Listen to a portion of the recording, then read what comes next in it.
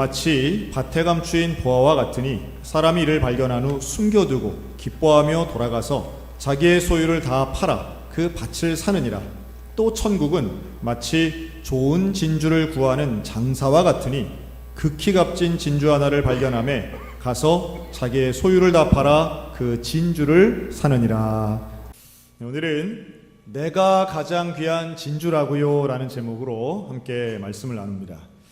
이 마태복음 13장에는 천국에 대한 비유 7가지가 나옵니다. 근데 그 7가지 중에 이제 오늘 2가지를 살펴볼 텐데요.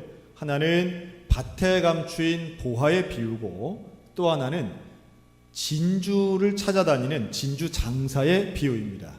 이 2가지가 다 천국에 대한 이야기입니다. 공통점이 있고 차이점이 있는데요.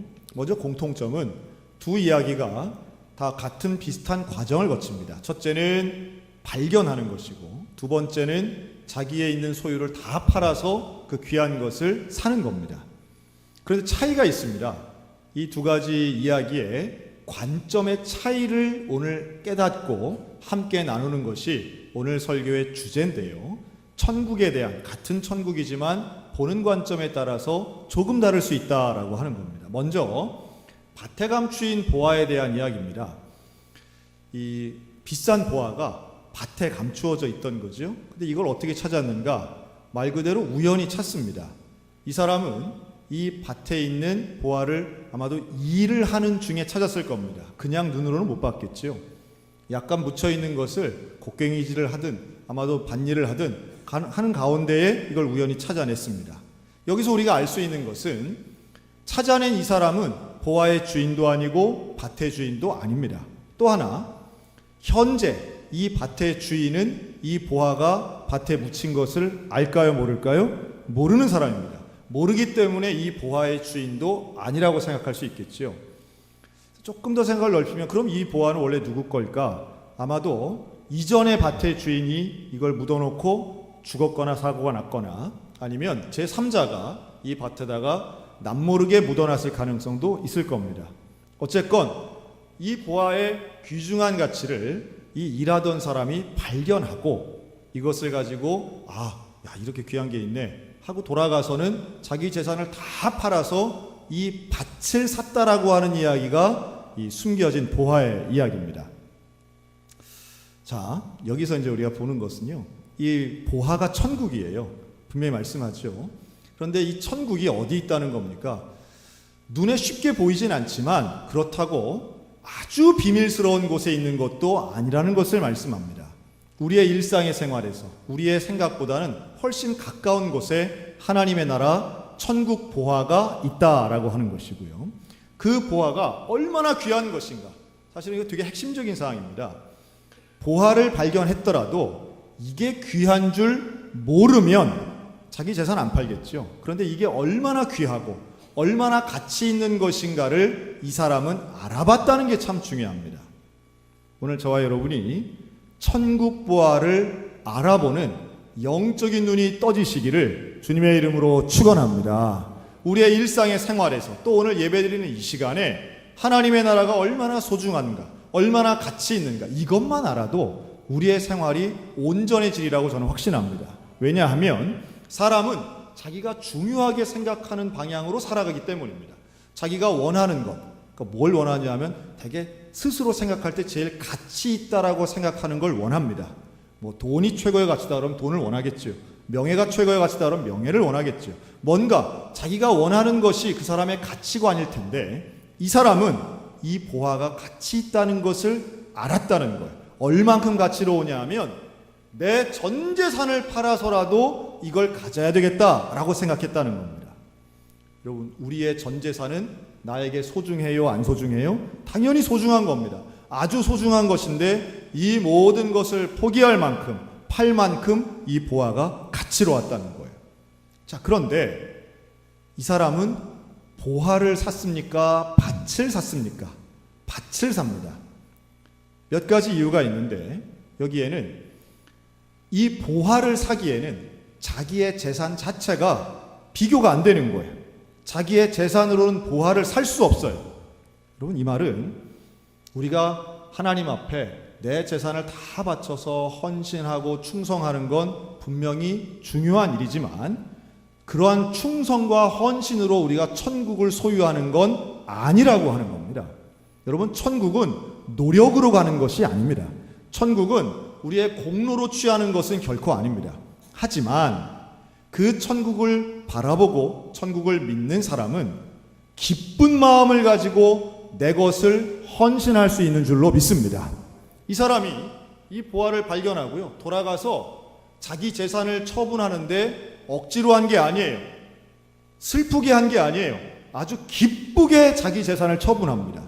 왜냐하면 보화를 받기 때문이에요. 천국을 받기 때문이에요. 그 천국을 경험하고 천국을 소망하고 천국을 믿는 사람은 다른 것들은 그것에 비하면 아무것도 아님을 깨닫게 되는 겁니다. 사도 바울은 이것을 나는 다른 것 다 배설물로 여긴다, 이렇게 말하지 않습니까? 그러니까 예수 그리스도의 복음, 하나님의 나라, 그 천국을 생각하면 내가 가지고 있는 나머지 건 다 배설물에 불과하다는 거예요. 그래서 이 사람은 그 가장 귀한 보화된 천국을 소유하기 위해 기쁜 마음으로 재산을 처분합니다. 사랑하는 성도 여러분, 오늘 이곳이 하나님의 천국을 경험하는 하나님의 예배당 되시기를 축원합니다. 우리가 신앙생활을 하는데 바로 이 지점이 있어야 됩니다. 기쁨이 있어야 되는 거예요. 천국은 죽어서 가는 곳이라고만 생각하지만 천국을 경험하는 그 기쁨은 지금 이 시간 내가 어디에 있건 내 재산이 줄어들어도, 아니 내 재산이 다 사라진다 할지라도, 내가 그동안 중요하게 여겼던 게 다 없어진다 할지라도 우리는 기뻐할 수 있는 건 바로 천국된 보화가 발견되었기 때문입니다. 우리 이 믿음이 좀 있었으면 좋겠어요. 내가 한번 돌아보면 나는 과연 무엇을 가장 가치 있게 생각하고 있는가? 여러분, 그게 우리의 현재의 현실입니다. 조금 오늘 다른 얘기를 좀 한번 해보려고 그러는데요. 작년도 국정감사에 아주 그 지적되었던 하나의 우리 강원도 이쪽 사항이 하나 있었습니다. 우리 소양강을 따라서 이렇게 올라가면 같은 소양강인데 춘천에만 소양강이 흐르는 게 아니라 인제군에도 소양강이 흐릅니다. 근데 그 인제군에 있는 소양강변에 2년 전에 인제군이 61억 원을 들여서 이 하천 정비 사업을 합니다. 그리고 그곳에 약 5,500만 원을 들여서 동상을 하나 세웠는데 그 동상이 뭐냐면 마릴린 먼로 동상입니다. 마릴린 먼로 동상. 그 아주 시그니처 포즈가 있죠. 7년 만에 외출이라는 그 영화에 나오는 그 밑에서 지하철을 이렇게 바람이 나올 때 치마를 이렇게 훅 올라가는 그 장면을 동상으로 떡하니 만든 거예요. 인제군에 있는 소양강변에. 처음 들어오신 것 같은데 궁금하면 가보시면 됩니다. 그 넓은 강변에 깃발을 꽂아놓고 공원을 만들어 놓고 거기에 딱 하나 이 마릴린 먼로 동상을 만든 겁니다. 작년에 국정감사에 국회의원이 이거를 질타했습니다. 도대체 생각이 있냐 없냐. 인제군 입장은 이걸 가지고 스토리텔링을 만들어서 이제 관광객 유치에 이게 도움이 될 거라고 생각해서 만들었다는 거예요. 여기에는 누가 이걸 요청했느냐 하면 군부대에서 요청을 했습니다. 그런데 어쨌든 이걸 인터넷에 이게 뭐 알려지고 이러면서 사람들이 비난 여론이 이제 쇄도했습니다. 뜬금없는 웬 마릴린 먼로냐, 인제군이 스토리가 그렇게 없냐. 그리고 하여튼 제 눈길을 끈 건 그거였습니다. 아, 소양강 처녀가 누군가 했더니 마릴린 먼로였구나, 뭐 이런 거였습니다. 그리고 이후에 이것은 좀 뜬금없는 어떤 조형물의 상징이 돼서요, 지금은 B급 정서를 좋아하는 젊은이들이 굳이 거길 찾아가 가지고 아주 이상한 포즈를 취하고 뭐 가발 쓰고 막걸리 꽂아놓고 사진 찍는 곳이 되었습니다. 좀 씁쓸하죠. 제가 보면서 무슨 스토리가 있길래 여기에 돈을 들여서 저걸 만들었을까 보니까요, 1954년 2월 달에 실제로 마릴린 먼로가 이 인제에 왔던 겁니다. 와서 그곳에 있던 한국군이 아니라 미군을 위문 공연하고 갔던 거예요. 자, 한국군도 아닌데 또 그런가? 그런데 이것을 제가 한번 더 연구해 봤습니다. 왜 왔을까? 그때에 마릴린 먼로는 1926년생입니다. 참고로 저희 할머니보다도 연세가 많으세요. 그런데 1926년생인 이 마릴린 먼로는 그해 54년도에 결혼을 합니다. 누구와 결혼했냐면 조 디마지오라고 하는 야구 선수와 결혼을 합니다. 둘 다 재혼이었습니다. 그런데 이 조 디마지오는 지금까지도 깨지지 않는 세계적인 기록을 가지고 있는 선수인데요. 56경기 연속 안타. 대한민국에도 없고 전 세계 어디에도 없는 아주 유일무이한 기록을 가진 대스타입니다. 근데 이 조 디마지오가 마릴린 먼로와 결혼을 하기 위해서 은퇴를 합니다. 그리고 이 두 사람이 신혼여행을 갔는데 어디로 갔냐면 일본으로 가요. 일본에 가서 신혼여행을 할 때 일본 열도가 들썩입니다. 그때 당시 마릴린 먼로 나이가 28살인데요. 이때는 영화 딱 2편 출연했을 때입니다. 아직 무슨 뜨거운 게 좋아, 7년 만에 이런 거 찍지도 전이에요. 나이아가라라고 하는 영화를 찍어서 스타덤에 올랐던 섹시 스타였습니다. 단 2편만으로 스타가 되고 일본 열도는 아주 야구의 스타와 영화의 스타의 방문에 아주 깊은 관심을 가졌습니다. 근데 이 사람들이 기자회견을 하는데 기자가 그렇게 질문을 합니다.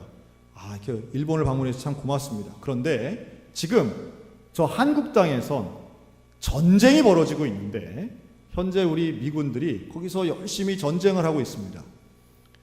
방문해 주신다면, 한국을 방문한다면 큰 격려가 될 것 같습니다. 그때 이 남편인 조 디마지오가 제가 아내하고 잘 의논해 보겠습니다 이랬는데, 그걸 질문한 이 기자가 뭐라 그러냐면 당신은 안 가도 됩니다. 멀로만 가면 됩니다. 이렇게 말한 거예요. 기분이 확 상한 거죠. 결론은 조 디마지오는 결국 안 갑니다. 마릴린 먼로만 한국행을 선택합니다. 그리고 그 두 사람은 1년 후에 이혼합니다. 한편 마릴린 먼로는 한국에 와서 4일여를 있으면서 10군데 부대를 방문하는데요. 서울, 의정부, 대구, 그리고 그 중에 하나 인제가 들어가는 거예요. 1954년 2월이었습니다. 그때 날씨가요, 영하 10도보다 더 추웠어요. 사진을 보면, 참 제가 사진 보고 감동받았는데, 사진에 보면 미군 병사들 하나같이 방한모 쓰고 큰 두꺼운 옷을 입고 있는데요. 거기서 노래를 부르는 마릴린 먼로는 어깨가 드러나는 얇은 드레스 한 장만을 입고 노래를 부릅니다. 2시간씩 공연을 합니다. 왜 그랬을까요? 그녀는 나중에 인터뷰를 하면서 이렇게 말합니다. 나를 필요로 하는 사람들, 특별히 나라를 위해서 또 평화를 위해서 목숨 걸고 싸우고 있는 군인들을 위해 나는 노래할 수 있는 기회가 있었던 게 참 영광스럽고 진심으로 기뻤습니다. 이렇게 말합니다. 여성을 위한 편의시설이 전혀 없었어요. 남자들만 있고 척박하고 위험하고 더럽고 불편한 그 군부대를 전쟁 중에 와가지고 이 여인은 쿠션 하나 없는 지프를 타고 다니면서 전국을 누비고 다닙니다. 하루에 10시간 넘는 차를 타고 다니면서 가서 공연할 때 그녀는 피곤한 기색 하나 없이 웃으면서 정말 즐겁게 그들을 즐겁게 합니다. 물론 마릴린 먼로의 일생 자체가 우리가 무슨 설교 시간에 이렇게 본받아야 된다라고 할 만큼 그녀가 그렇게 거룩하고 모범된 삶을 산 건 아니라고 생각이 듭니다. 하지만 최소한 1954년도 인제군에 왔던 28살 된 그 미국 여배우가 보여준 모습은 최소한 애국자에 대한 예의와 전쟁에 참전하고 있는 용사들에 대한 일종의 사명감이었다고 저는 보여지더라고요. 제가 이 이야기를 엊그제 우리 교회에서 감찰회 목사님들이 모였을 때 제가 잠깐 소개를 했습니다. 그럼 이렇게 결론을 내렸어요. 우리가 볼 때는 세속적인 그 여배우조차도 사명감 하나 가지고 와서 돈 하나 받지 않고 그렇게 최선을 다했는데, 하나님의 거룩한 일을 하고 있는 우리 목회자들 더 사명 가지고 일했으면 좋겠습니다. 제가 그랬습니다. 우리 똑같지 않을까요? 여러분, 우리는 무엇을 가지고 중요하게 여깁니까? 우리는 돈 안 주면 안 하고 칭찬 안 받으면 안 하고 뭔가 내가 원하는 게 있어야만 된다라고 생각하십니까? 아니면 나는 내가 가지고 있는 건 모든 게 다 사라진다 할지라도 하나님의 나라 천국을 소유하면 나는 그거면 기뻐, 나는 그거만 생각하면 내 것이 다 사라져도, 건강이 사라지고 물질이 사라지고 기회가 사라져도 나는 하나님의 나라 천국 보아 가지면 나는 그것이 최고야, 라고 생각하십니까? 하나님의 나라는 바로 그런 거라는 거예요. 하나님의 나라는 내가 가지고 있는 걸 다 유지하면서 하나 더 붙이는 게 아니라, 하나님의 나라는 내가 없어질지라도, 내 소유가 없고 내 이름이 없고 내 명예가 사라질지라도 그 모든 것을 희생해서라도 가질 만한 가치가 있는 가장 귀한 은혜, 그게 바로 하나님의 나라 천국인 줄로 믿습니다. 여러분, 그 천국을 발견하셨으면 좋겠어요. 신앙생활은 이거 발견하는 겁니다. 이거 발견하면 우리의 인생에 있는 다른 어떤 어려움도, 다른 어떤 불평도 천국 앞에서는, 하나님의 나라 그 구원의 은혜 앞에서는 어떤 고난도 사라지게 될 줄로 믿습니다. 자, 두 번째 비유입니다. 이 45절에 나오는 비유는 마치 천국은 좋은 진주를 찾는 진주 장사와 같다라고 말합니다. 여러분, 이게 잘못 읽으면요, 밭에 감추인 보화나 이 진주 장사가 사는 진주나 똑같이 다 천국처럼 이렇게 읽힐 때가 있습니다. 그런데 한번 꼼꼼히 이렇게 보면요, 분명히 44절에서는 천국은 보화라고 말하는데 45절에서는 천국은 좋은 진주를 구하는 뭐와 같대요? 장사와 같다고 말합니다. 진주와 같지 않고 그 진주 장사라고 말해요. 조금 이해하기가 어려워요. 보화 이러면 어떤 실체, 물건 이러니까 우리가 천국 이해하는 데 조금 더 쉬운데, 장사 이러면 사람이잖아요. 더더군다나 장사꾼, 그 사람이 어떻게 천국이다 이렇게 말할 수 있는가 질문할 수 있겠죠. 여러분, 여기에 오늘 이 관점을 좀 우리가 이해하고 깨달으면 오늘 설교를 올바로 좀 들었다라고 생각이 드는데요. 자, 이 진주 장사가 진주를 찾으러 갑니다. 그리고 진주 전문가죠. 그러니까 두 가지 비유가 좀 달라요. 밭에 감추인 보화는 우연히 발견합니다. 그런데 진주 장사의 진주는 찾아서 찾는 거예요. 막 열심히 찾다가 결국은 아주 좋은 진주를 하나 발견합니다. 극히 값진 진주. 이게 얼마나 값이 중요하냐면, 값지냐 하면 진주 장사가 가지고 있는 모든 진주를 다 팔아도 이거랑 바꿔도 괜찮다, 이런 생각을 갖는 거예요. 아주 귀한 진주를 하나 발견하는 거죠. 그래서 그 진주를 자기 걸 다 내서 그거를 삽니다. 자, 밭에 감추인 보화는 뭘 샀다고요? 보화를 사요? 밭을 사요? 밭을 삽니다. 왜냐하면 내 재산 가지고는 그 보화의 가치를 맞출 수가 없는 거예요. 살 수가 없는 거예요. 밭을 사는 거예요. 그런데 이 진주 장사는 진주를 사요? 아니면 다른 걸 사요? 진주를 사요. 진주의 가치를 제대로 지불하고 삽니다. 그렇죠? 그러니까 뭐 이걸 이득이라고 볼 수는 또 있겠으나 어쨌든 온전한 가치를 지불하고 사는 거예요. 여기에서 자, 천국을 우리가 조금 더 이해하기 쉬운 다른 단어로 치환해 보겠습니다. 천국은 하나님의 나라예요. 하나님을 뜻하죠. 그리고 천국에 가기 위해선 유일한 길이요 진리요 생명은 예수 그리스도입니다. 이 진주 장사를 예수님으로 한번 보겠습니다. 천국 되신 예수님이 다니시는 거예요. 어디를 가요? 진주를 구하기 위해서 갑니다. 그리고 진주를 발견합니다. 그리고 그 진주를 위해서 내가 가진 모든 것을 쏟아내어 그 진주를 삽니다. 소유하게 됩니다. 여러분, 그러면 진주는 누굴까요? 자, 우리 옆 사람 보고 당신은 가장 귀한 진주입니다. 또 한마디, 또 따라할까요? 나는 가장 귀한 진주입니다. 우리 교회 진주 권사님이 계셔가지고 자꾸 헷갈리긴 한데, 근데 여러분, 유대인들에게 당시에 진주라고 하는 것은 사실 평생 살면서 한번 보기도 힘든 그런 귀한 보석이라고 알려져 있습니다. 가장 귀한 것, 가장 비싼 것. 그런데 이 진주 장사가 진주를 사기 위해서, 얻기 위해서 자기의 모든 것을 희생했다라고 하는 것이 저는 오늘 이렇게 들렸으면 좋겠습니다. 진주 장사인 예수님이 나를 위해 모든 것을 희생하신 십자가의 사랑이야말로 우리를 대속하시고 우리를 사셔서 우리를 천국 백성 만들게 하시기 위한 예수님의 사랑인 줄로 믿습니다. 이 십자가의 사랑이 오늘 우리들에게 들려져야 되는 거예요. 진주를 얻기 위해 진주 장사가 모든 걸 희생한 것처럼 예수님이 나를 얻기 위해, 나를 백성 삼기 위해 예수님은 모든 것을 희생하셨다는 거예요. 그래서 예수님의 이런 말씀이 십자가를 보면서 좀 들렸으면 좋겠습니다. 너는 가장 귀한 진주다.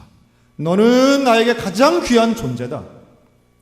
네가 없으면 세상이 무슨 소용이 있겠느냐. 세상은 없어도 되지만 너는 없으면 안 된다. 나에게 있는 다른 어떤 것이라도 너를 위해서 나는 다 희생할 수 있다. 너가 없으면 안 된다는 거예요. 오늘 그 예수님의 사랑의 고백이, 온전하신 구원자의 선포가 오늘 우리들의 심령 가운데 들렸으면 좋겠습니다. 나는 네가 필요하고 나에겐 너가 가장 귀하다. 예수님은 가장 귀한 진주 하나를 얻기 위해, 구하기 위해 하늘의 영광을 버리시고 이 땅에 오셔서 십자가에 달리시며 보혈을 흘리시고 우리를 위해 가장 귀한 것을, 생명을 내어주신 분이라는 거예요. 그 말씀이 저는 이렇게 들리더라고요. 나는 죽어도 너는 살린다. 예수님의 십자가에서 우리의 가치가 증명되는 순간 아니겠습니까? 우리가 얼마나 소중하고 하나님 보시기에 우리가 얼마나 귀한 존재인가. 우리는 예수님의 생명값을 치르고 사신 그런 귀한 값진 진주 같은 존재라는 거예요. 그런데 오히려 우리 스스로가 나의 가치를 무시하든지 외면하든지 아니면 오해하는 경우가 많습니다. 남과 비교하고 나는 못하고 나는 못났고 나는 형편없고 나 같은 건 없어져도 된다고 생각하는 그 순간, 그거는 오해하시는 거예요. 우리 주님은 나를 찾기 위해 노력하시고 달려오시고 하늘에서부터 이곳까지 내려오신 거예요. 그리고 우리를 보셨을 때 나의 사랑하는 자, 나의 가장 어여쁜 자고 내 생명을 바쳐서 구원할 그 한 사람, 세상 그 어떤 보다도 귀한, 가장 귀한 값진 진주 하나. 여러분, 오늘 우리들에게 천국이라고 하는 의미는 죽어서 가는 곳이 아닌 예수님과 함께하는 곳인 줄로 믿습니다. 예수님과 함께하는 그곳에서 나를 가장 존귀하게 여기고 나의 가치를 알아봐 주시는 그 예수님.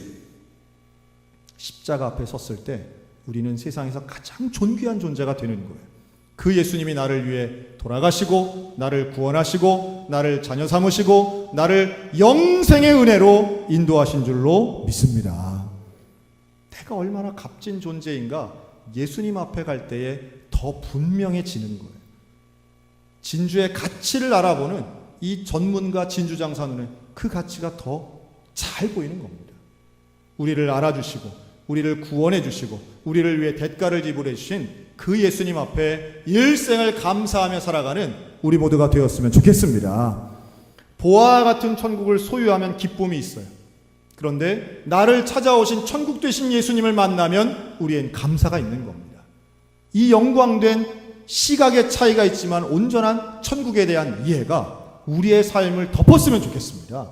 우리는 결코 멸망하기 위해 이 땅에 있는 것이 아닙니다. 우리는 절망의 대상이 아니에요.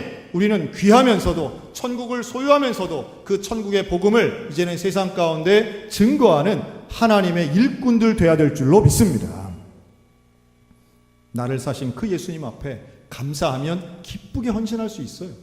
그 기쁘게 헌신하는 우리가 밭을 사는 마음을 가지고 기쁘게 헌신하고 주님의 일들을 위해서 노력하고 헌신할 때 우리 소양교회는 또 다른 보화가 되어서 많은 사람들을 십자가 앞으로 인도하고 또 주님 앞으로 인도하는 구원의 방주가 될 줄로 믿습니다. 오늘도 나를 찾아오신 그 보화 되신 예수님이 나와 함께 하십니다. 예수님과 동행하는 우리의 일생은 기쁨과 감사가 넘치는 것입니다. 세상을 향하여 그 기쁨과 감사를 증거하고 전하는 하나님의 자녀, 이 세상에 가장 값진 귀한 진주 같은 성도들 다 되시기를 주님의 이름으로 축원합니다.